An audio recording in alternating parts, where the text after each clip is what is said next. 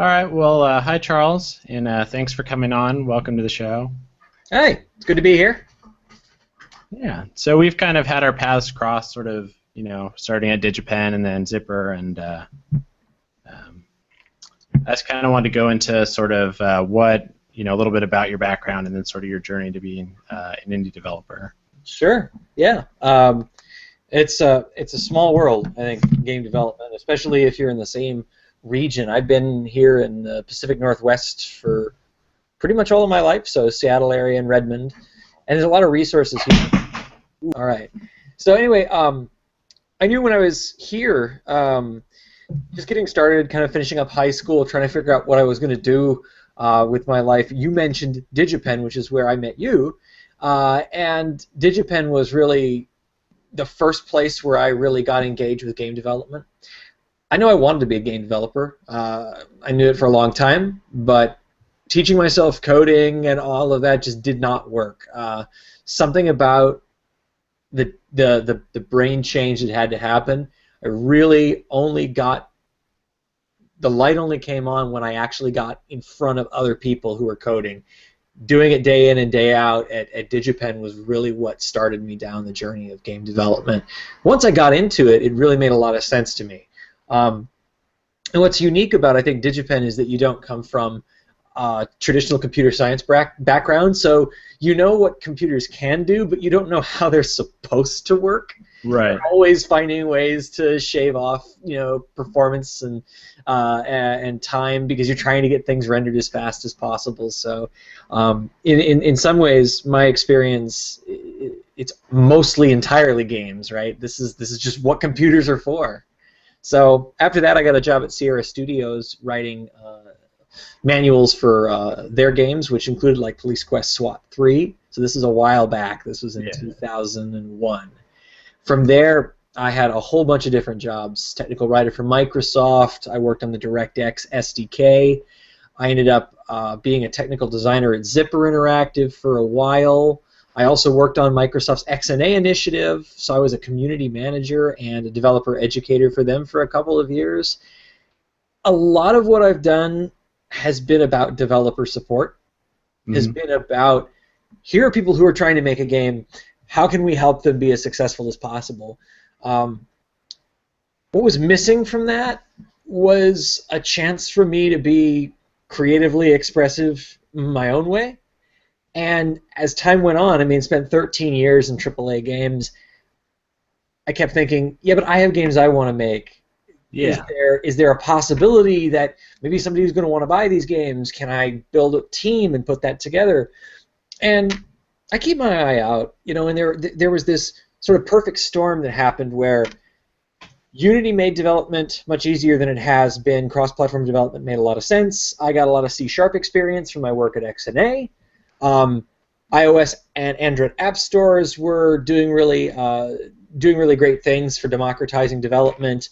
Xbox Live Indie Games had already shown me some preliminary data about how the long tail works. I put a lot of different pieces together, and I said, well, now's probably a good time. So it took me a few years. I was actually working at Microsoft in 2011, 2012, and I was releasing mobile games on the side with a small team just to kind of get our feet wet in Unity. And so was that the, sorry to interrupt you, but was that like the Node hack and the... Yep. Node hack and Armor Drive, yeah, exactly. So those were during the early days of this company. It was just a moonlighting thing, and we learned a lot. We learned what the market will do, won't do. The obsession with sale prices and test markets, the danger and opportunity in free to play. It's a very, very strange new world, especially for me that I'm used to boxed software. And then in 2013, I had this idea for a PC and console game. And it was very, very strange, very weird about putting space junk together and creating space stations that you can fly and fight. And I had to make a choice. Either this was going to be the game that I decided to really pour my heart and soul into, or I'd put it on the shelf, and I felt like I've done that for so long that I said, okay, I think all the stars are right. Let's give it a shot. So called up people I knew, put a plan together, got my my retirement money out of the 401k, because you can't do stuff on a $0 budget.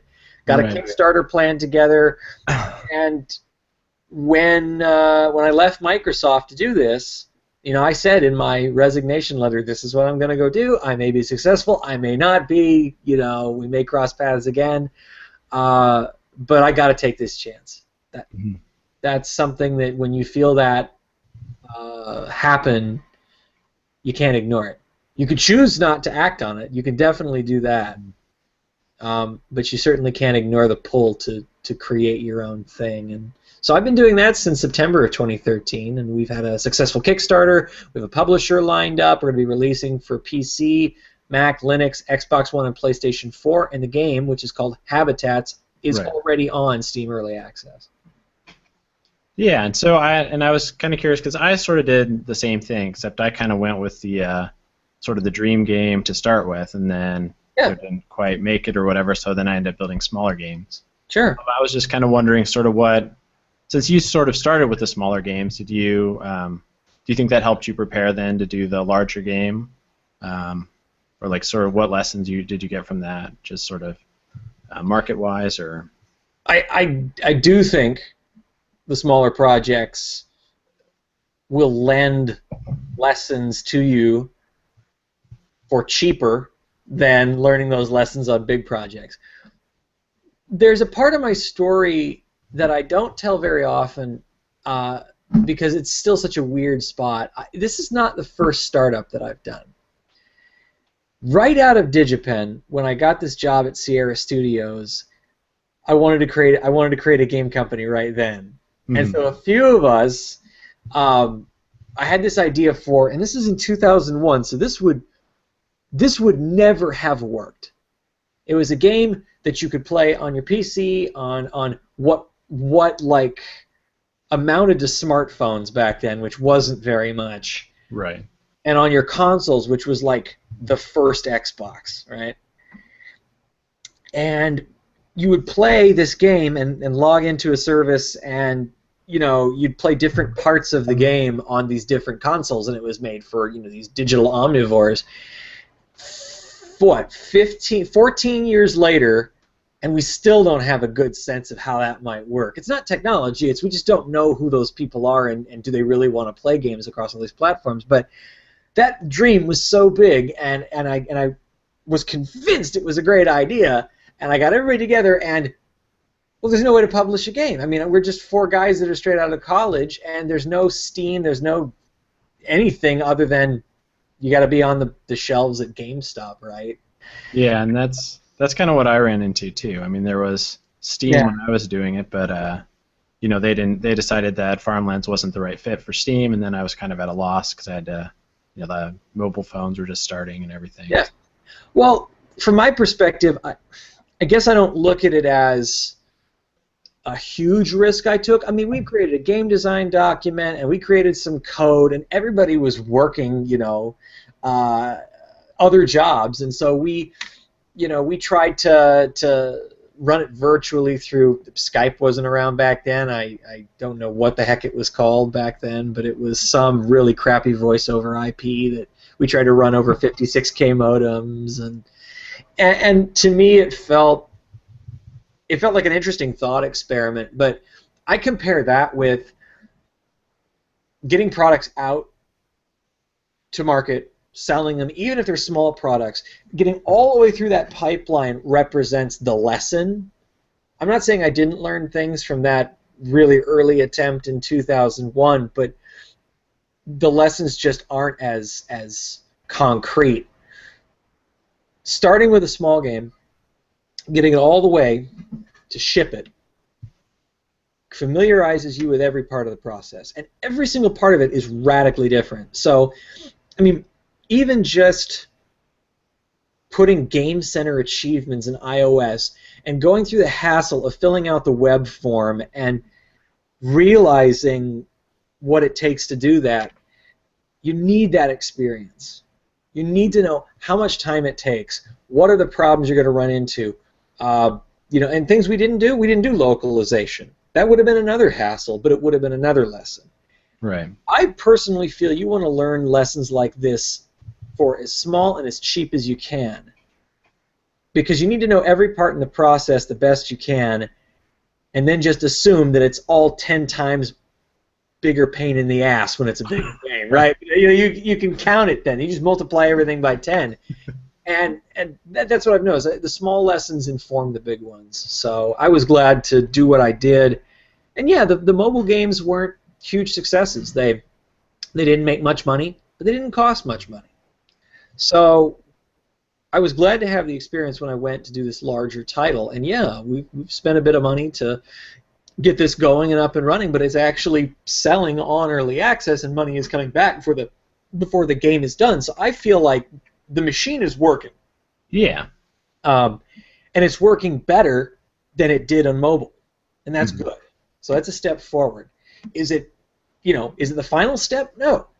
But every time I try to at least, if not double down, 1 1/4 down to step forward. So. Yeah, and so how do you? I mean, I guess so. How do you build an audience then? So you did the 2 mobile games and kind of saw, what the success rate was there. How do you sort of build this audience for your next big project? Well, so interest and audiences don't come out of thin air, right? So the first thing is, when you figure out the type of game that you want to build, the first thing to do is look around and see what's already out there. So we said, hey, it's a space game. We said it's got these elements to it. We think that people who play FTL and Kerbal Space Program and maybe people who loved the old Masters of Orion or Star Control might like these. And you start figuring out, how many do we think that is? And you don't have to be right on the money, because you can't be. You have to be close to a factor of 10. Is it 5,000, 50,000, 500,000? And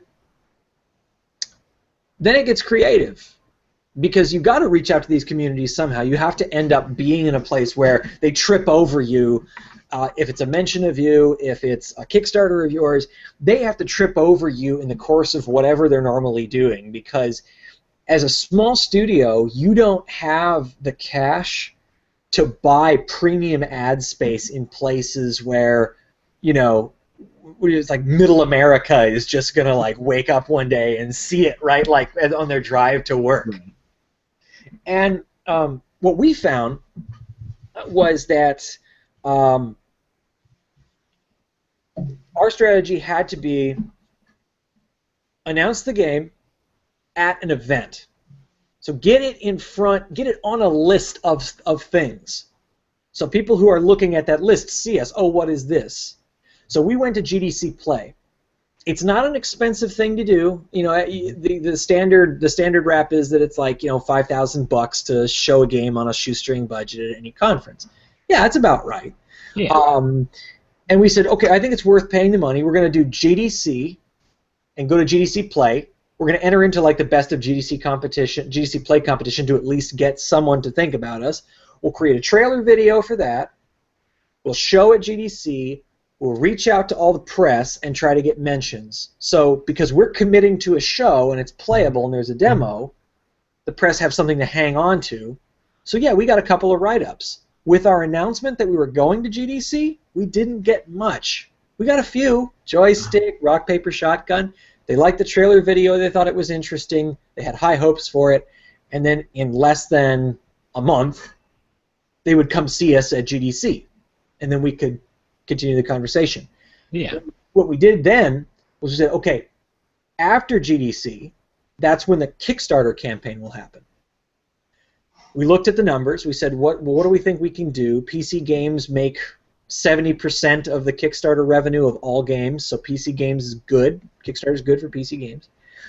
And we figured 50,000 made sense at an average bid of, $25 a person. We need only 2,000 backers. So we'd go from an audience of maybe 200 at GDC to 2,000 at Kickstarter. And then those 2,000 people would speak to their friends after the Kickstarter. And that would lead to, let's say, 20,000 people in early access, right? Yeah. And So then how those did you 20,000 capture people, Yeah. So how did you capture like the Kickstarter people, or were those from GDC? You kind of funneled them into that, or is that? Kickstarter is an incredible social experiment. You need to start with people who believe in you personally. Mm-hmm. Family, your friends, and so on. People do go around on Kickstarter and they look for projects that are interesting to them, but it's not anybody's primary job except for the Kickstarter staff. Right. And I don't think the beginning layout kind of leads you into those very well either. No, I don't think it. Well, it doesn't. Yeah. Our research showed that even when we got featured as a Kickstarter staff pick, it was an uptick-ish, but it wasn't an exponential effect. Mm-hmm. So Kickstarter is as much about belief in you as it is about belief in the product. And of course, you're not going to get a radiating effect just by smiling at the camera. It's not going to happen. Right. People need to believe that what you're building has got legs. And so you need to start with friends, family, industry contacts, people you know from school, the DigiPen crew, the other indie game developers, people who are doing indie game developers and other Kickstarter projects that are happening at the same time. Mm-hmm. Reaching out to them and having them cross-promote. I wouldn't say we saw a huge bump from cross-promotion, but it's a little bit about getting your hooks into other potential games and that audience so that other people are talking about you. Kickstarter didn't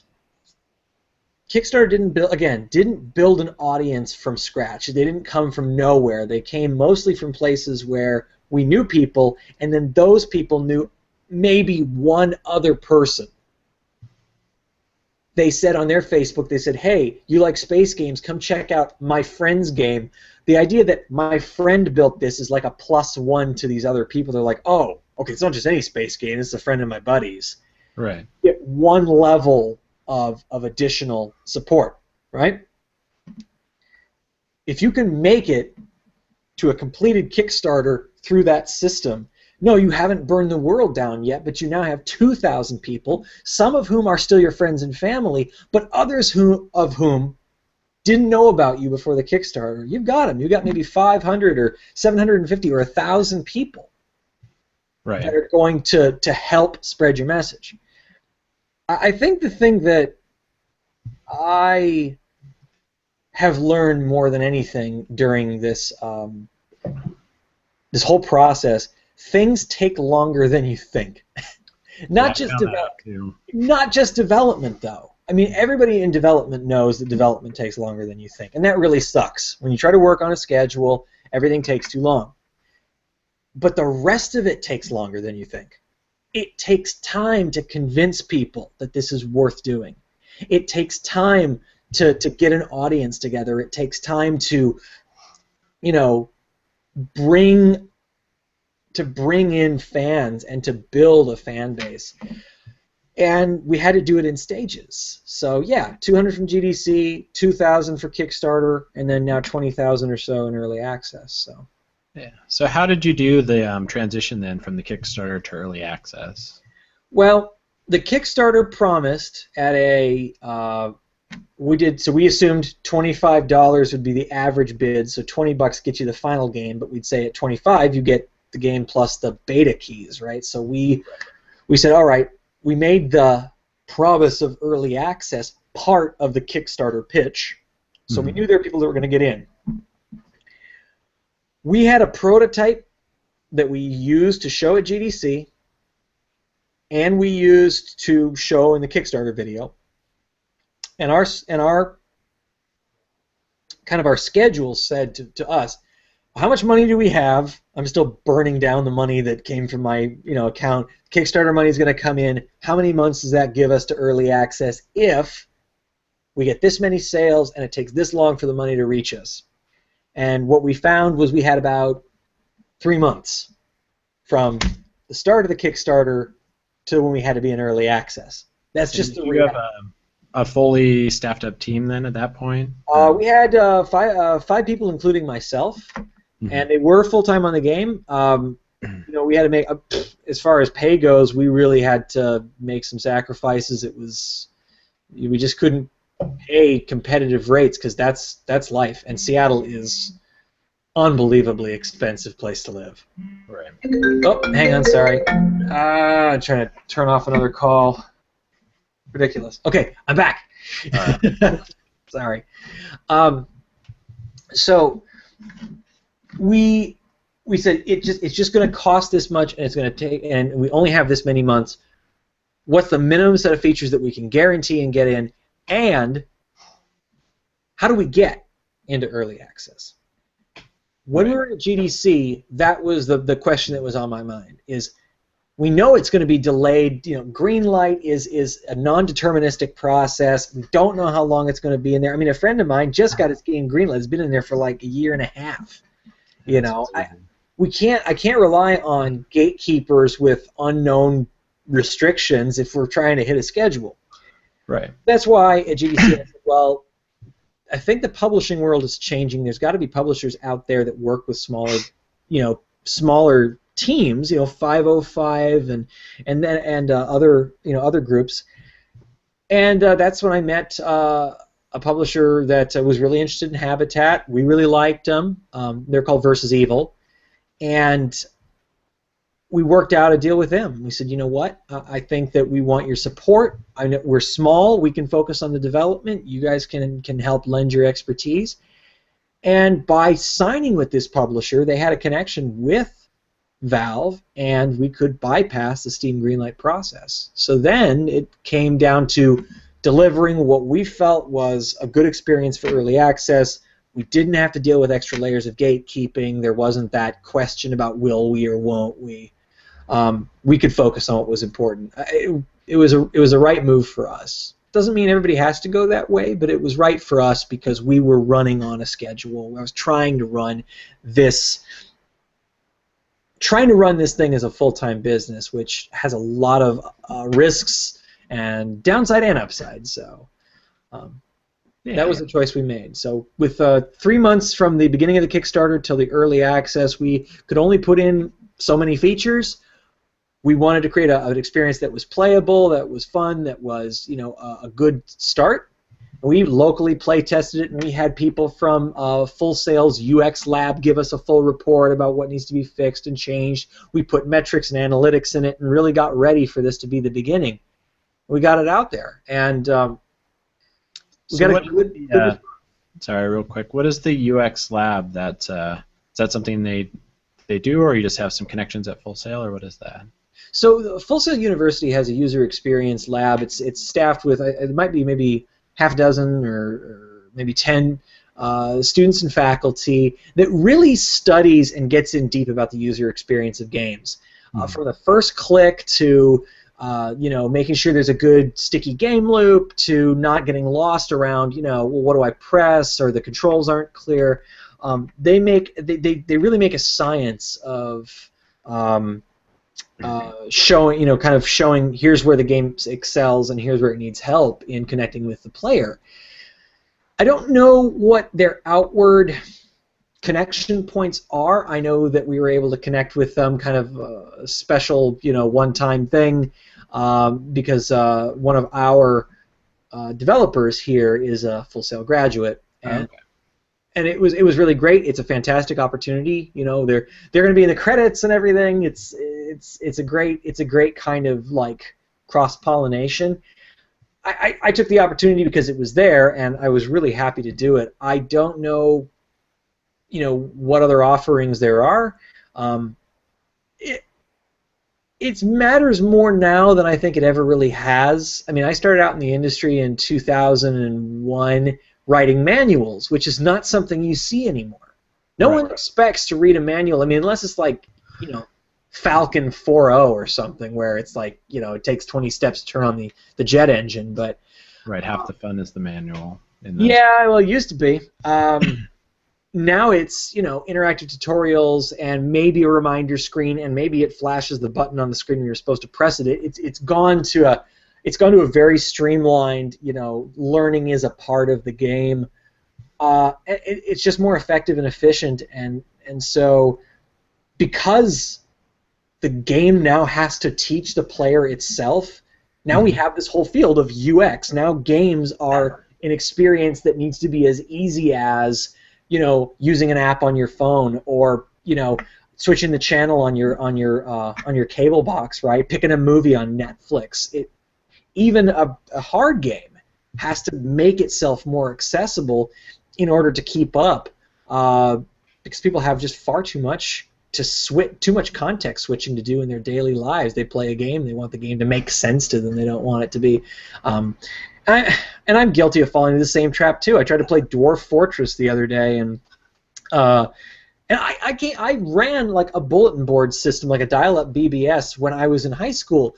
I'm not a stranger to games that are cryptic in nature and have crazy symbols and don't make a lot of sense intuitively. But this one just absolutely blew my mind. I had no idea what I was doing, and I said that was kind of my aha moment. I'm like, wow, games really have changed.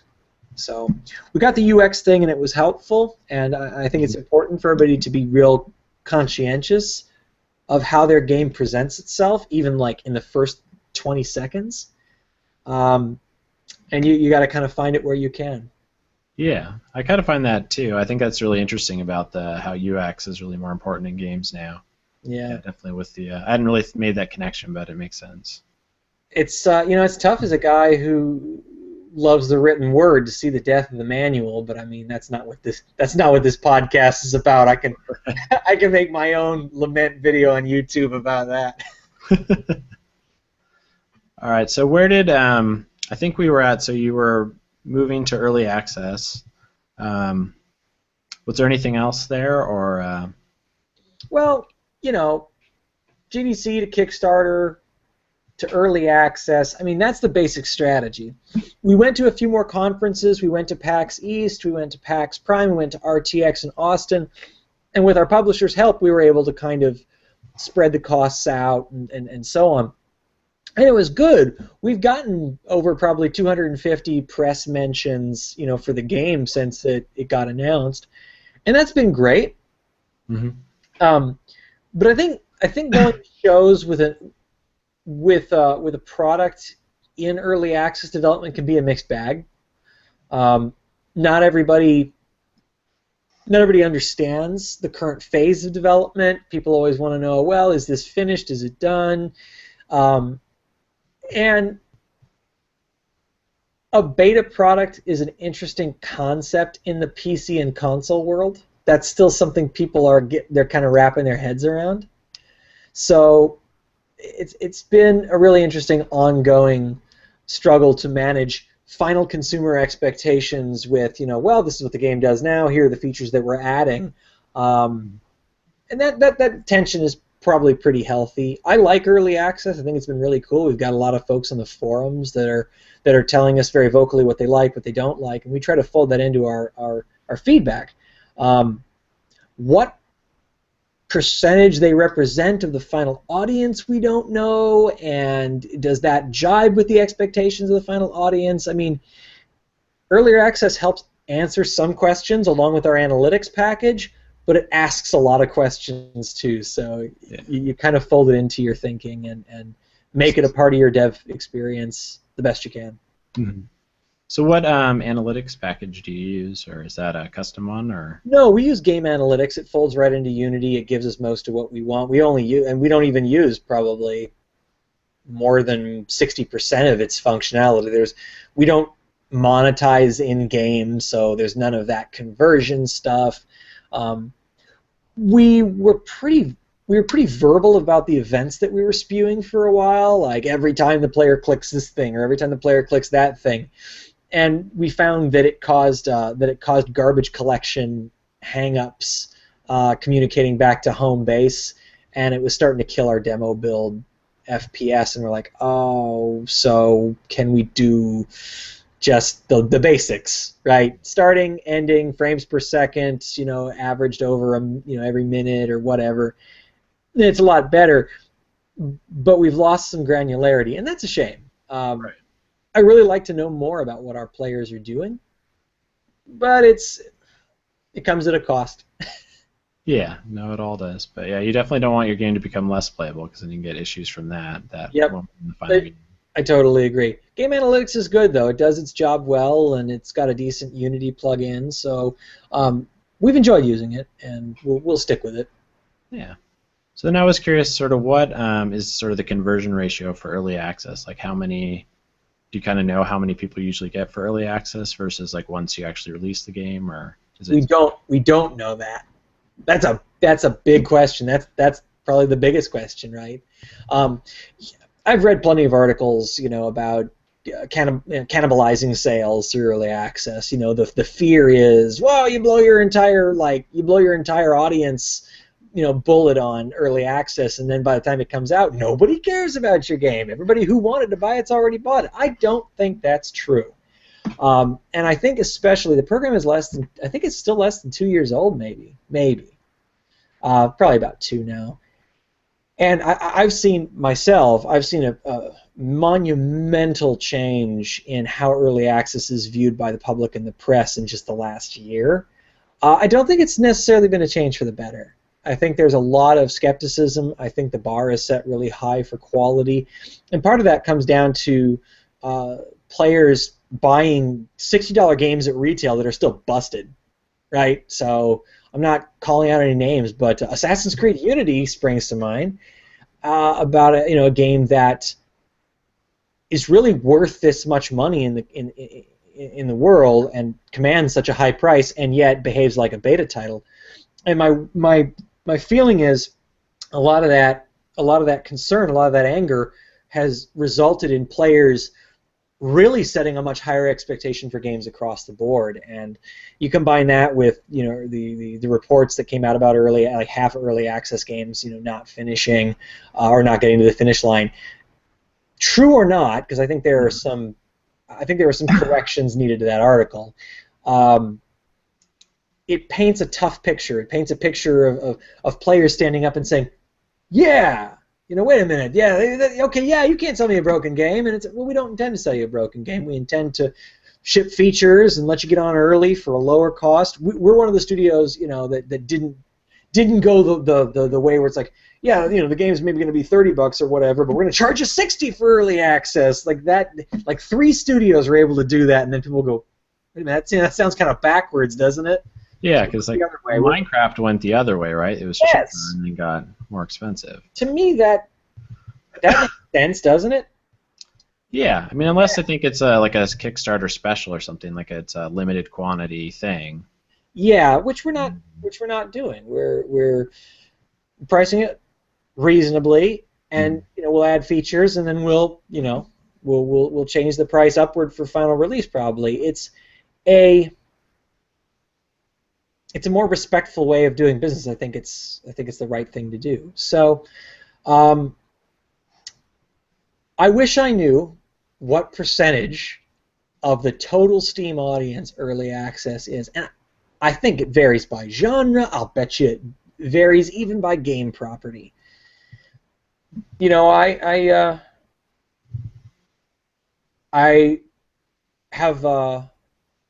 have enthusiastic support for early access still, and I also hope to see a much larger audience come in on final release. That's what I want.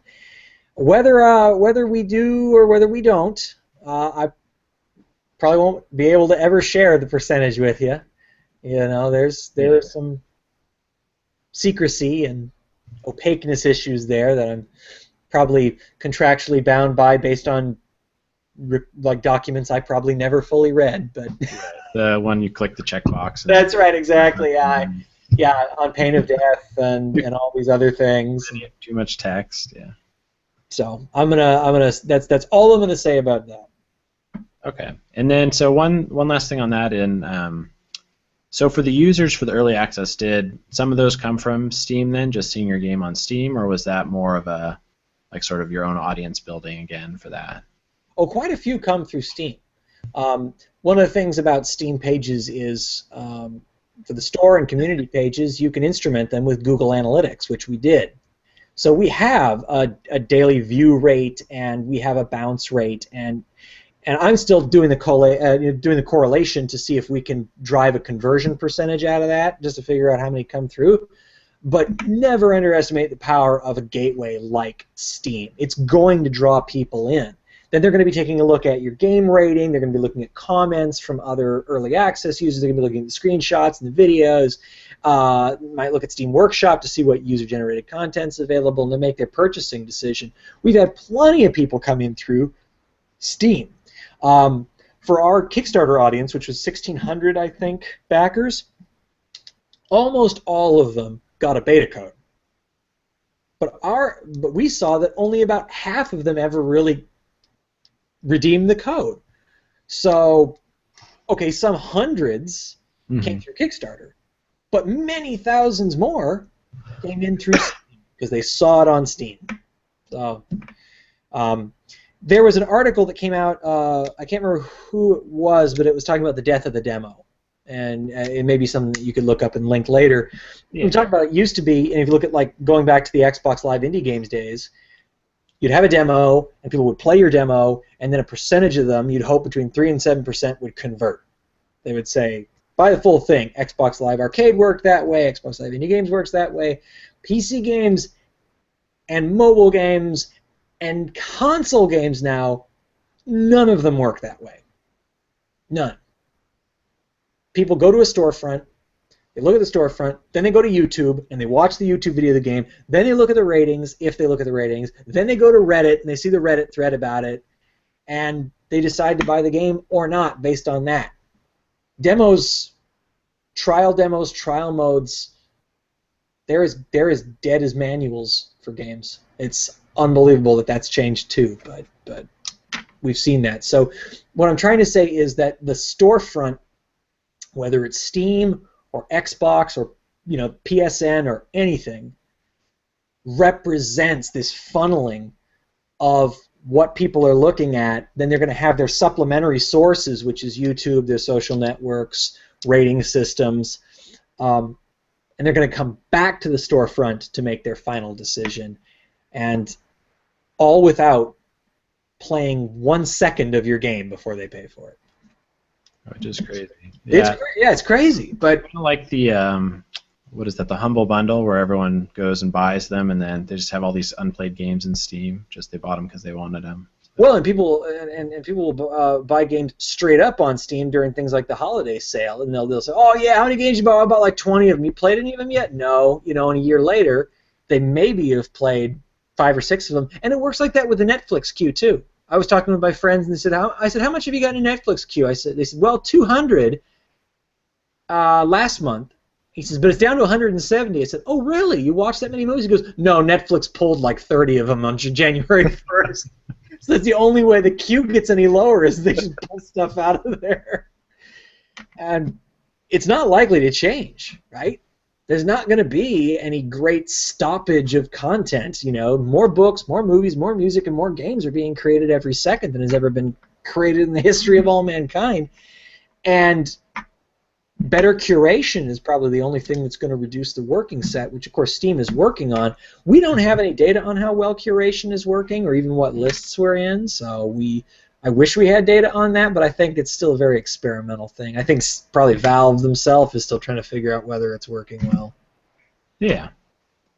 Well, I don't want to keep you too long because I know you wanted to stop around 2, but I was sort of where are you at now? Sort of what's sort of your next big milestone?